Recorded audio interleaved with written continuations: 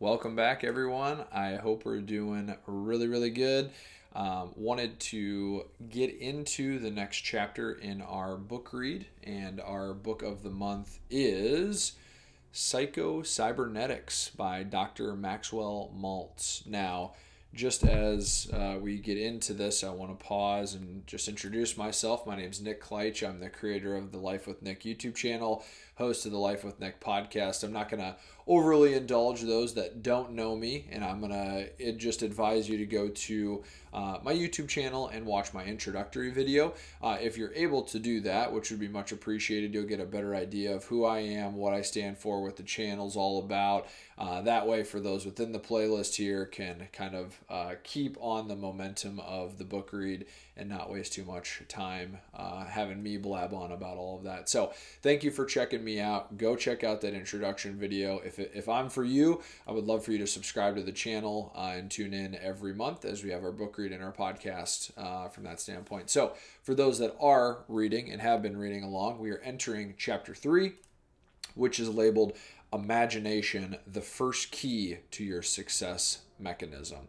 Last chapter, we got into our built-in guidance system, success instinct, and just pulling that all together with how we operate and how fun of a chapter, how dense of a chapter that was. We're going to keep it a little bit lighter in this chapter, but I'm excited to dive in if you guys are excited to dive in. So, as far as chapter 3 is concerned, a little bit shorter by nature than chapter 2, and I did kind of pull and extract more kind of key concepts. There's a lot of examples in the actual physical book that I didn't want to put forth just because this book's written in an older time frame where some of the examples weren't necessarily as maybe valuable to what I wanted to prescribe. So just to give you guys a heads up there. But without further ado, we are going to dive in. So chapter 3, Psycho-Cybernetics. So imagination plays a far more important role in our lives than most of us realize. Imagination sets the goal or the picture, if you will, for our automatic mechanism to work on. If it doesn't have a picture, then it won't know how to tune into both the first and second servo mechanism that we discussed in the last chapter. We act or fail to act not because of will, so like just our physical output to will ourselves to act or fail to act. However, it is because of imagination. A human being always acts, feels, and performs in accordance to what the image of the human believes to be true about themselves and their environment, simply put. So if you don't believe and you don't have a clear mental picture of the version of yourself that can accomplish the things you want to accomplish, you will not ascend into that role without the belief in the proper self-image to actually get there. That's what this is all about. Furthermore, this is the basic and fundamental law of the mind. This is how we are built. And we're getting into imagination because it is an element to the first chapter, which was your self-image. So, the Secret of Hypnotic Power. Now, bear with me here. We have been kind of mystic during this book read, but it brings forth kind of an interesting perspective. So, we're going to bring a conversation in about hypnosis. I know some people are really in belief of that. Others are totally not, but just for the sake of today's video, let's entertain it a bit. So as we're dealing with the power of belief in the human mind and also how our belief system correlates towards our action, Dr. Maltz brings to our attention some case study work completed by Dr. Barber, who conducted extensive research regarding hypnosis as it pertains to psychology. So the author has taken extensive research from, at the time, this other doctor on hypnosis. So we found, this is Dr. Barber speaking, that hypnotic subjects are able to do things only when convinced that the hypnotist's words are true statements. When the hypnotist's words are true statements, the subjects then behave and act and think differently. This phenomena of hypnosis has always been a mystery in regards to human behavior. So if you have never even heard of hypnosis, and I'll give you just a quick rundown. So it's essentially being hypnotized. I put it in air quotes because, again, some people believe it, some people don't. However, you can induce certain very strange phenomena of belief systems, actions like, for example, big time power lifter that can squat 400 pounds is under hypnosis to think he's a very small child and can't even lift up a stick or something like that, and then they actually act that out. So that's why it's a little bit of acting but a little bit of hypnosis, all of that good stuff. But anyway, the point being that he's finding that people that want to be attached to the idea of hypnosis to do said thing believe that that is true, and they act in accordance to that belief. So that's where hypnosis is coming in here with the psychology and the cybernetics part, is that that's the power of imagination, and imagination to the degree of being so hypnotized by a belief system, for good or for bad, that we will act in accordance to that and whatnot. So truth determines action and behavior. The human brain and nervous system are engineered to react automatically and appropriately to the problems and challenges in their environment. Let me say that one more time. The human brain and nervous system are engineered to react automatically and appropriately to the problems and challenges in said environment. Take as a quick example, a man is in the woods and he feels he sees a bear. His immediate response is to flee. And he's doing so because automatically he's trying to get away from attacking animal, even if it isn't a bear. That's just his perception of things. The idea, the information received from the outside world and evaluated in the forebrain that sparked the emotional reaction, it is the belief and the true cause agent rather than the emotion which came as the result. It is a mental image that we react to, referring to whether it's a bear or not. It's all in our perception to know how we would respond to that environment. So we act and feel not according to what things really are really like, but in according to the image in your mind that holds what they are really like. So again, our perception of said ideal, our perception of said environment, what have you. So with that being said, we have certain mental images of ourselves, the world, and people around us, and we behave as if those images are true. It follows that if our ideas and mental images concerning others are distorted, meaning that we're not seeing things clearly, our reaction to the environment likewise will be inappropriate. So just a quick sidebar here on my other book, Read the Obstacle is the Way. There's a chapter, a section rather, talking about perception and how it is to our benefit to try to see things not as we would have them, but as the objective reality. And what he's talking about here is, in some ways, we need to do that. However, if our mental depiction of those things is something that we firmly hold true and believe, we might see a distorted reality because we're not seeing things for what they are. We're seeing things for what we want them to be. So on a more positive note, further into chapter 3, why not imagine yourself successful? I think it's a fair question. I think it's a fair thing to propose. This opens up a new psychological door to gaining skills, success, and happiness. Mental pictures offer us an opportunity to practice new traits, new attitudes, which otherwise we could not do. If we picture ourselves performing in a certain manner, it is nearly the same as actual performance. These mental reps can help us perform better.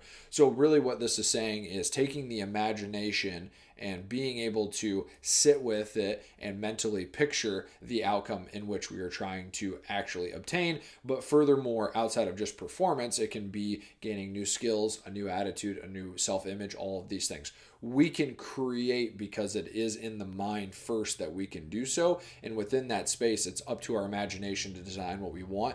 Then we will absorb into that. Now, I will go into a golfing example. And the reason I chose this is just because I'm a sports fan. With this, though, you can take this in many different ways. So the golf example is that it is said many successful professional golfers visualize their shot before performing them. This practice, if you will, helps the mind and body feel what it would feel like when actually performing. Again, we as humans can vividly imagine whether or whatever it is we would like to see before these events happen. This leads us to feeling more comfortable when we're actually in that moment, ready to go or in the zone to complete that to the best of our ability. So let's say it's a work meeting, if you will. You can visualize and you can imagine you and how you show up, how you ask questions, how you listen, how you respond. All of these things, you can almost go through that whole meeting in your imagination. And then as you step into the meeting to perform, to the degree in which you want to perform. Your body doesn't know the difference between imagination and reality. So it will be like, oh, I've already been here before. I've already been in this situation before. So I can calmly respond how it is that I want to respond. So I know I'm going through that a little bit more quickly, but just want to kind of give you a little bit of meat in terms of imagination and real life application. So the real secret of mental picturing. Successful women and men have, since the beginning of time, used this method, mental picturing and mental rehearsal, to achieve success. It can be sometimes be referred to as magic, yet we know now that it's really not magic. It's kind of a priming thing for us. So as we're going into anything that we want to go into and succeed, we can again take that time to sit down to visualize all of that, and then within that visualization practice, we can find that comfort and knowing that we've already been there before many times, to then act and just allow ourselves to kind of fall into that, which is kind of a cool and beautiful thing.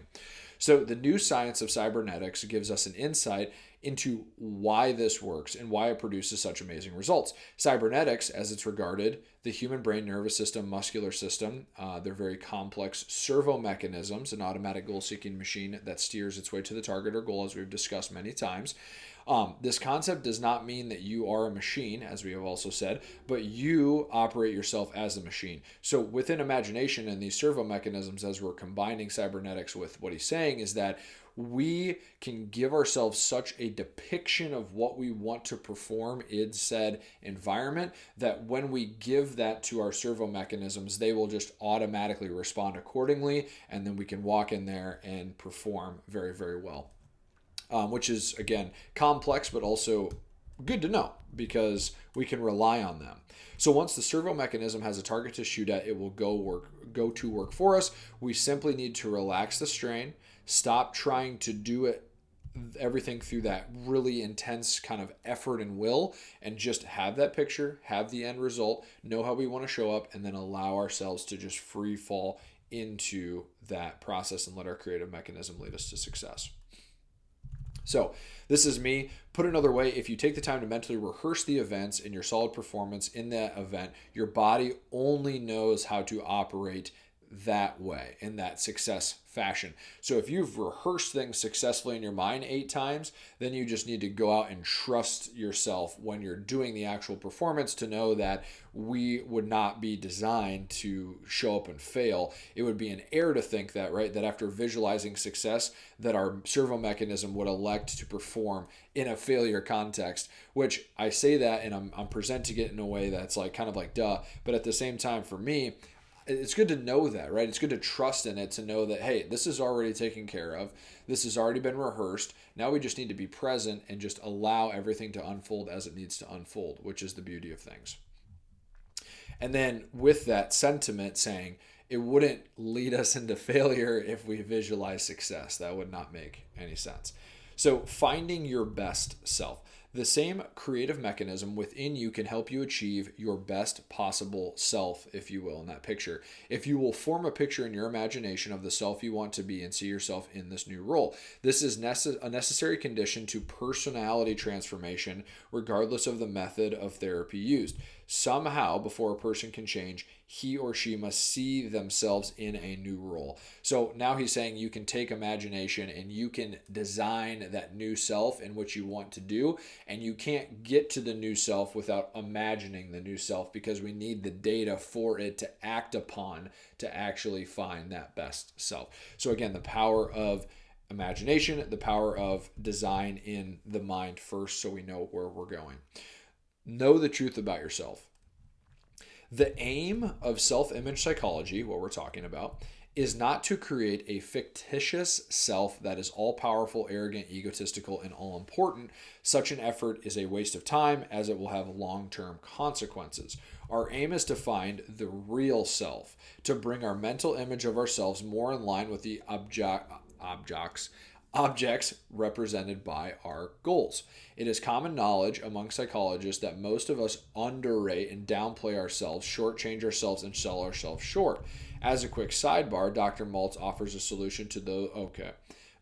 So Dr. Maltz is offering a solution to those who feel that they possess a superiority complex. And essentially, people who seem to have this complex are actually suffering from feelings of inferiority, if you know someone that has the superiority complex, and that is because their superior self is a fiction, kind of cover up to hide themselves from their deep dark feelings of inferiority and insecurity. So that was again a quick sidebar. We're talking about aiming to develop a true self-image, but then there are people that are somewhat delusional and think that they're superior because they're so insecure that they're pushing that onto this delusional self to think that they're better than what they really are, which is the power of the truth of knowing yourself. We're trying to get and discover every nuance of ourself versus trying to create this monomaniacal, powerful, egotistical individual that thinks they're superior. We're not doing that. That is delusion, and that's going to have long-term consequences.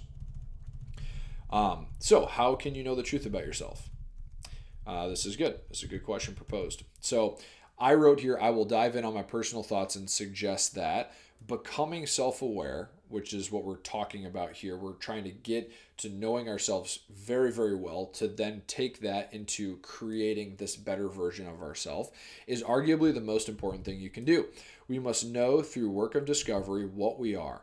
We begin to ask ourselves the right question. Everyone born has potential. They have strengths, they have weaknesses, and they have a they're naturally adept to a specific work that they would perform well. Whether it's accounting, sales, leadership, compliance, owning what calls to you and going out to find what calls to you is the main objective in life. So after we have done the work, and this isn't a one-time thing, this would be an ongoing thing for us to become the most self-aware version. With that, we can then place ourselves more appropriately in the said place that we need to be to fulfill our purpose on life. So that's what I think is really important and really critical about this. So again, I don't want to repeat myself ad nauseum here, but as we're again becoming more self-aware, we then can take that to know that A, we don't want to become delusional, and B, we want to design the better version of ourselves. So we're trying to get raw and then design for that better version. And then within this process right here of self-awareness and imagination of our best self, we're then taking and placing ourselves in the best channel possible for whatever type of work calls to us. And everyone has the potential to do this, and everyone has the potential to be a high performer in said arena. So getting back to the script here a little bit. So Paulo Coelho once said beautifully, to realize one's destiny is a person's only obligation. So I thought that was a nice sentiment to what I've been talking about here, is that we don't need to do all of these certain accomplishments to fill our cup. Our whole goal in life is to figure out what it is that we are called to do. And I love that. So I take this to mean that within the course of our lives, our only true goal is complete self-discovery, right? To get so clear on who we are, what drives us, what we want to accomplish, and then taking that into the world with complete confidence, knowing what you are doing, what you're called to do. Sorry, a little bit of a tongue twister there. We are getting to the back half of the episode in kind of the last piece here. So that's why I took a little bit of time to kind of reiterate what it is that this imagination and the power of that can really do before we get wrapped up. So again, that was a little bit of a motivational speech for me, but I'm using the leverage of imagination to not only give you some action steps on what to do, but why it's relevant, okay? In the totality of our lifetime, our only job is complete self-discovery. Within self-discovery, we're better able to place ourselves in positions to make more money, have better relationships, and all of the things that come with that, because we can know ourselves to the degree of mastery. So then we're, again, putting ourselves in better situations, and that'll lead to winning and more winning. And everyone wants to win, which is fair. So, excuse me. To round out chapter 3, I just have a piece from the book that Dr. Maltz talks about. He's a very spiritual man, and so it's a kind of cool iteration for him to share this and take from this what you will. So, the scripture tells us that God created us in his image and created us as a little lower than angels. That was in quotes. He gave us dominion over the earth. If we chose to believe that an all-powerful, all-wise God created us in his image, we can then take the logical conclusion that the way he created, or in the way he created us. So if he is all powerful and all wise and he is perfect, then when we're created in his image, we're meant to be an incredible product. God would not produce an inferior product any more than a master painter would not turn out an inferior product. What brings glory, pride, and satisfaction to the Father, to God, is seeing his offspring do well and succeed and express their fullest abilities and talents. So that's kind of his motivational speech, is that, hey, we have a creator, and that creator, if they're so great, would have created us perfectly well and capable to do what it is that we're supposed to do. And with that, our job is to essentially take what has been given to us, discover it to the fullest, and then treat people well along the way. Is something that I'm going to throw in there. So we end chapter 3 on a high note with a quote from the book. And I'm going to paraphrase the quote because it was quite dense in its literature and how it was written, because it was kind of back in the day here. So, if we have in our mind's eye a picture of ourselves as fear-haunted and defeated nobodies, we must get rid of this image at once. God sees man and woman through great work. Our Creator sees us already serene, confident, cheerful, joyful, this incredible and immaculate form. He sees us not as pathetic victims, but masters of the art of living, not wanting sympathy, but imparting to help others, and therefore thinking less and less of ourselves. And that is, as a quick branch off, that is the purest thing, because after we develop this level of depth in our self-discovery, our gift that we have, whether it's singing, writing, arithmetic, whatever it is to give that to other people in service to us all trying to master the art of living. Back to the quote, and full of not of self-concern, but of love and laughter and a desire to serve. I'm going to say that piece kind of one more time. So our Creator has already seen us serene, confident, and cheerful. He sees us not as pathetic victims, but masters of the art of living, not wanting sympathy. We're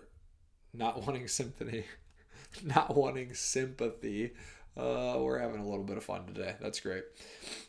But imparting help to others, and therefore thinking less and less of ourselves, and full not of self-concern, but of love and laughter and a desire to serve others.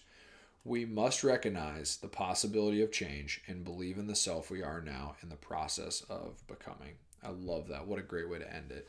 We must recognize the possibility of change and believe in the self we are now in the process of becoming. God and the Creator and the universe pulled us together so beautifully, gave us everything that we specifically need in order to go out and manifest the best version of ourselves through self-discovery, to then give our gifts through mastery in the work and service of others. All of that started with imagination.